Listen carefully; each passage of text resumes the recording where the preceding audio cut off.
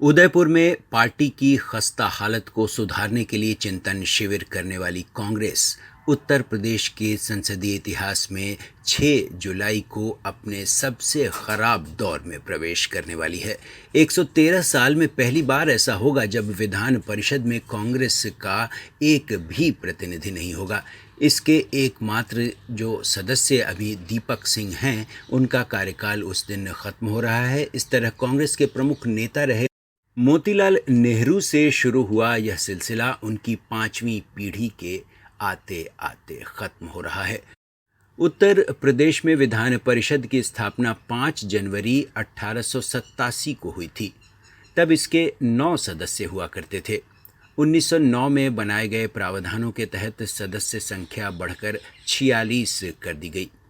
इनमें गैर सरकारी सदस्यों की संख्या 26 रखी गई। इन सदस्यों में से 20 निर्वाचित और 6 मनोनीत होते थे। मोतीलाल नेहरू ने 7 फरवरी 1909 को विधान परिषद की सदस्यता ली थी। उन्हें विधान परिषद में कांग्रेस का पहला सदस्य माना जाता है।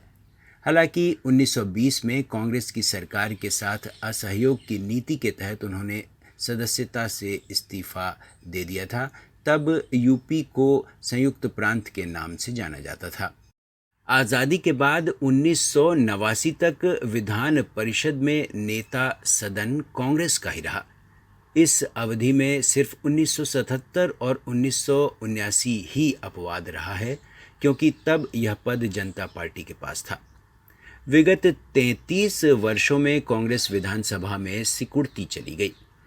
इस बार हुए विधानसभा चुनाव में तो सदस्य संख्या के लिहाज से अपने सबसे निम्नतम स्थिति में पहुंच गई है। इसके मात्र 2 विधायक जीते और 2.5% से भी कम वोट मिले। इसका असर विधान परिषद में उसकी सदस्य संख्या पर पड़ना तो लाजमी है। वर्तमान में विधान परिषद में कांग्रेस के एकमात्र सदस्य दीपक सिंह बचे हैं और उनका कार्यकाल 6 जुलाई 2022 को खत्म हो रहा है।